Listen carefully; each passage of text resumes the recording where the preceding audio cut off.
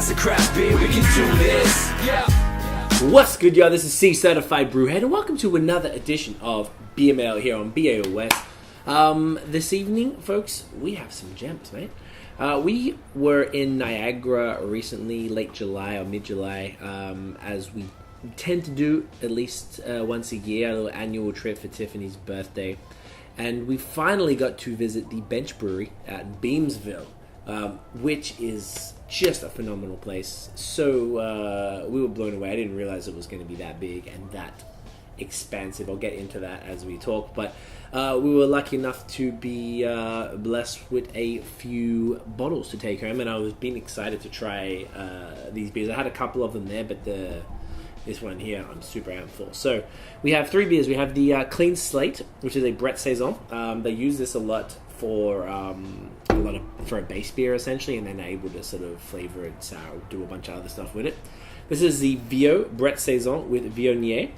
I wonder if this actually is the Clean Slate just with Viognier grapes. And of course the Citra Grove. The Grove series are their dry hop sours.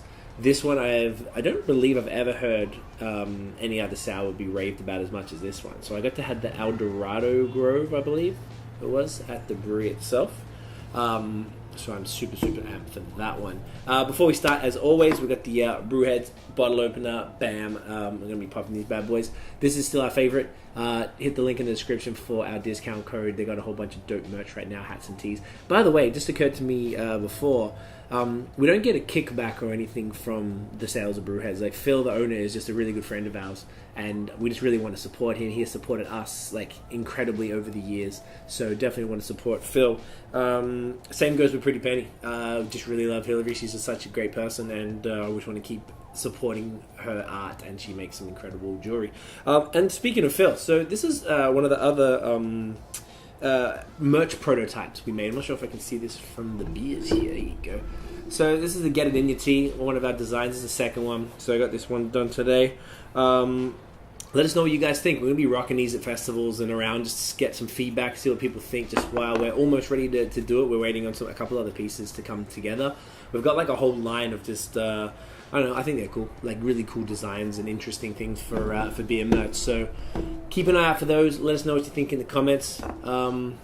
Be curious to see what the folks are thinking. So, alright, down to business. So we're going to start with this, the Clean Slate Brett saison.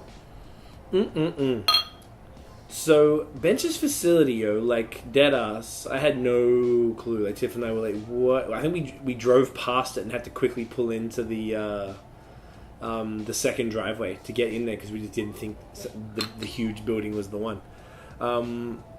This is 5.7%, and it is an ode to basically they had a school called Maple Grove, and that is so I guess I say they started with a clean slate.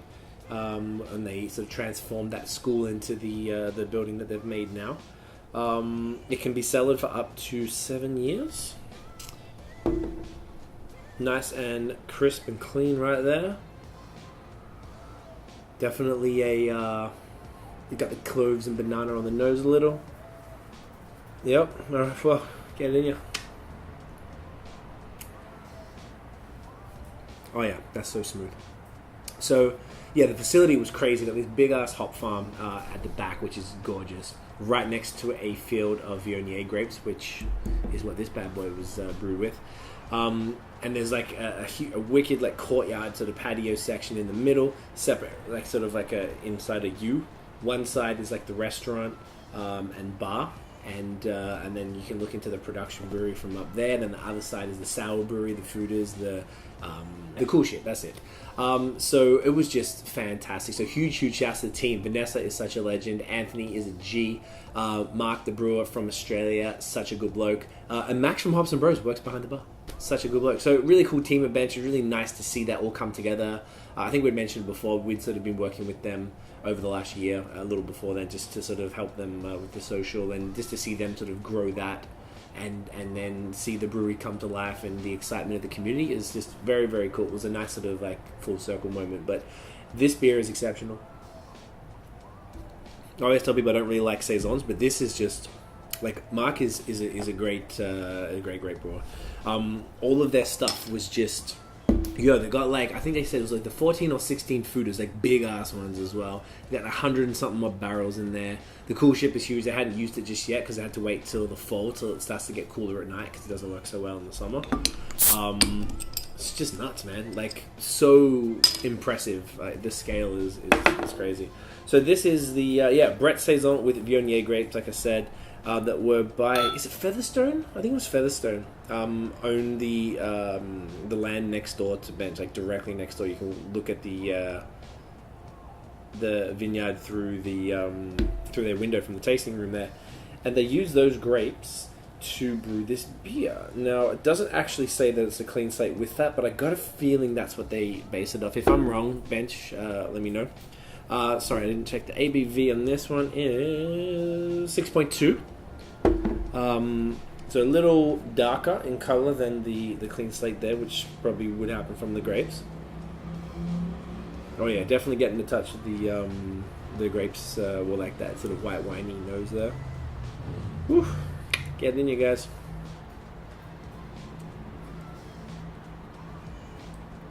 Oh yeah, fantastic. So smooth. A little bit less cloves and banana in the profile than the saison here. The white wine doesn't overtake it though. It definitely complements it and kind of fits in nicely. I wonder if they've used, I don't know if it says here, which hops they use for it, because I assume it would probably rock something that would complement that, like, I don't know, if Nelson Sauvin or Hallertau or something like that. But yeah, they're both very refined beers, exceptionally well made, which is something that I noticed drinking on premise there as well, that the beer is just very, very refined. And I think that speaks to, Mark was a brewer at Nickelbrook in the early days. What else did he say? He brewed in a bunch of really good places. Like, the dude is experienced as hell. Like, he's super, super, like, knows his stuff. So it's, and the fact that they're operating with that many barrels of fooders so early just shows that, like, man, like, you don't just grab those things if you don't have the skills for that, because they're very expensive, very time consuming. So if you don't know what you're doing, like, this is very much in that vein. Sharp carbonation too. Fine. All right, the one I've been waiting for. Yes.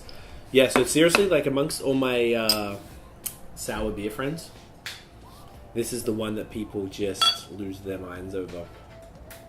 So they had it on tap, but I kind of was going to take bottles home anyway, so I made sure I tried the El Dorado when I was at the brewery. So this was the one, though.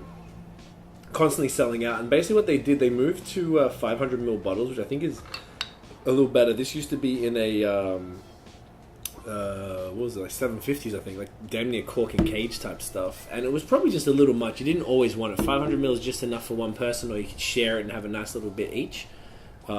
Which I definitely a fan of. The cork and cage ones have their place, but it's just like I couldn't rock 3 of those bad boys right now. Woo! Oh yeah, definitely nice and sour, of course, in the nose. There's a fly in the house, god damn it. Get him later. Lots of tropical fruit. Smells funky. Alright, mate, I'm ready. Get in ya.